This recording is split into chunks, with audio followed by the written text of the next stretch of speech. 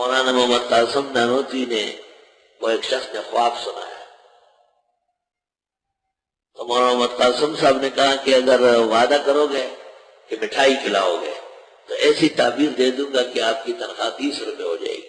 اس زمانے میں اتنی مال کی قلت تھی کہ مولانا محمد یعقوب نانوتوی نے دعا کی تھی کہ دارالعلوم دیوبند کے مدرس کی تنخواہ 7 روپے سے کم نہ ہو۔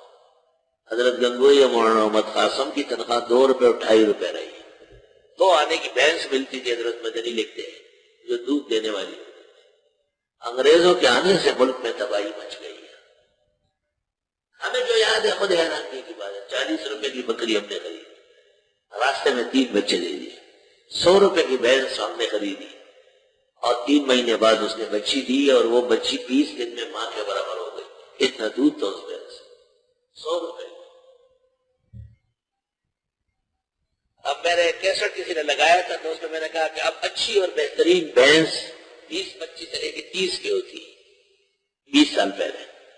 اب اس دن ہم منڈی گئے طالب علموں کی دہی کے لیے بھینسیں خریدنے کے لیے، ایک ایسی بھینس کہ جس کو دیر تک دیکھنا بھی ٹھیک نہیں تھا، ایسی گندی فضول، 80 سے نیچے نہیں آتا، لاکھ اور 1.5 لاکھ ایک بھینس کی قیمت بولتے۔ پیسہ اس قدر بے قیمت ہو گیا، دولت اتنی ذلیل ہو گئی۔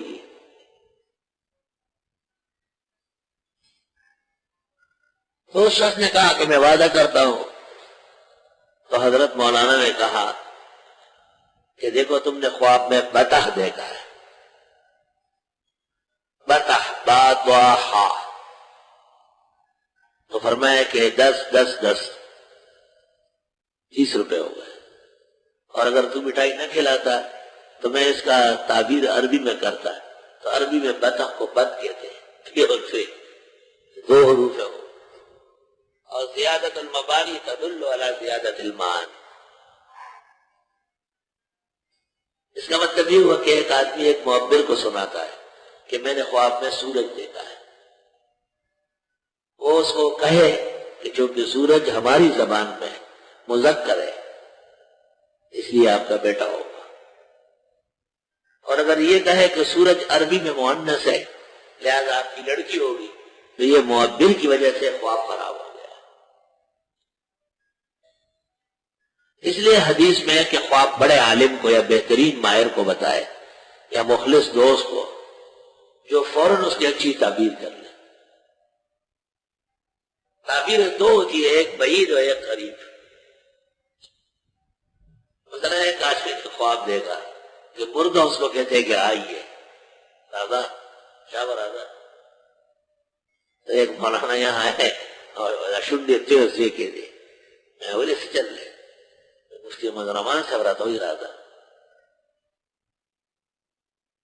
میں نے کہا آپ خواب جانتے ہیں؟ کہا نہیں، آپ سے پوچھنے آیا ہو۔ میں نے کہا حضرت کے یہاں چلتے ہیں، ظاہر پر عمل ہو جائے گا، وہاں ضرورت تھی اس دنوں میں، آئے تو چلے ان کے گھر، بات ختم ہو جائے گی۔ ضروری ہے کہ آپ قبر میں ان کے پاس جائیں گے۔ تو طاقتور معبر خواب کو ٹال لیتا ہے، میں کہتا ہوتا ڈکا ہو جائے گی، پوری طاقت استعمال کرنی پڑتی، دلائل دینی پڑتی، ایسا نہیں کہ آپ نے منہ ٹیڑھا کیا اور ہو گیا۔ الحمدللہ وہ خواب دیکھنے والا اب بھی زندہ ہے، لا الہ الا اللہ۔ اگر کمزور مومن وہ ہو توبہ توبہ۔ اچھا جی آپ وصیت فرمائیے، بس روانہ ہو۔